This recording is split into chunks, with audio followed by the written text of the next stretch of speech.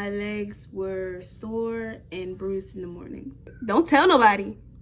Don't tell nobody. I got chain that big old ding bling. She wanna grab my ding bling. With that bitch it bling bling. Eyes, yeah, how can I see? Why I say What's good, Allie babies? Welcome to my channel. Subscribe, like for real. I do this intro like more than once. Please, just do it. In today's video, I'm gonna be explaining to you guys how it feels to have OCD, what OCD is, and how it creates my life in some way. And basically, I'm just giving y'all a story time and a download and how I end up getting it. It is so random, but I feel like y'all gonna enjoy it. Don't tell nobody. Don't tell nobody. Year 2020, this virus was going around called the coronavirus. And everybody and their moms was scared that they might catch this virus. It was this news report that people have become obsessed with washing their hands. I was one of those people. Around that time, I used to suck my thumb really, really bad. And stating that I was also in fear of catching a virus, I would wash my hands. And I had grown-ups getting on me like, oh, why are you still sucking your thumb at this age, something like that. And I wasn't trying to hear that. I was like, as long as I wash my hands, I'm straight, I'm good. Just to put that out there, I never caught the virus. Thank you, God. I don't know if you can tell. Mind you, don't tell nobody, bro. If somebody else find out one of my thumbs bigger than another, I'm gonna be mad because I only told you guys. So as you can see, it looks like I sucked the life out of this one, and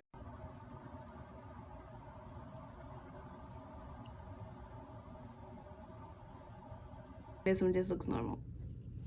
So moral of the story, it started off with me washing my hands 1,000 times. I may be using figurative language, but that's exactly what it felt like. I would wash my hands multiple times. And the reason I would do it multiple times is because there was a voice in the back of my head telling me I had to do it again. And it got so bad to a point where I started counting. And if I didn't like that number, I would switch that number. My usual number would be 4, like I do it 4 times, or I'll do 5, or it'll go up or lower. It all depends. It was this one day I was laying in bed and I felt like my bed wasn't close enough to my wall. And you might be like, well, how do you know if your bed isn't? You ever feel like you can just push something up and it goes up?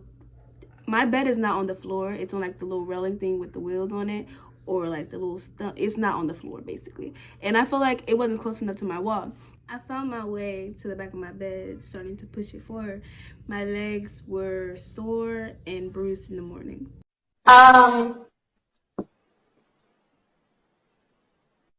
That's how many times I did it.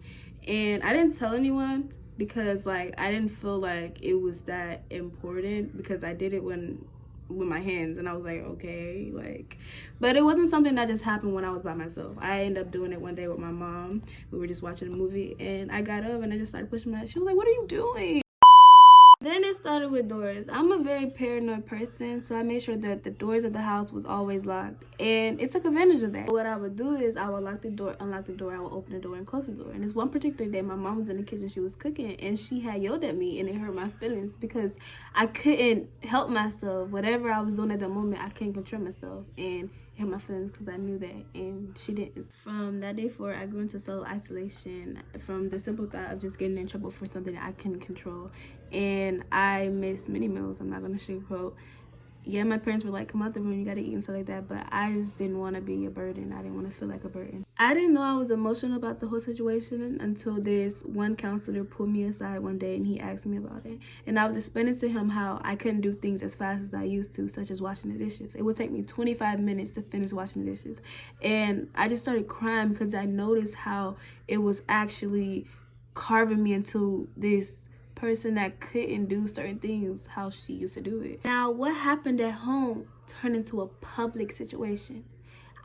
I wasn't as embarrassed at home because, like, I live with these people.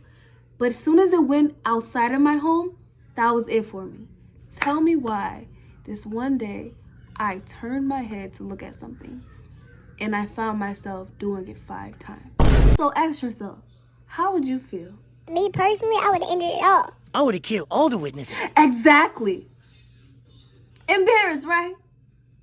That's how I feel. So, like, I had this conversation with my mom one day, and she was like, it's just a voice in your head. You can tell it to stop, you know, something like that.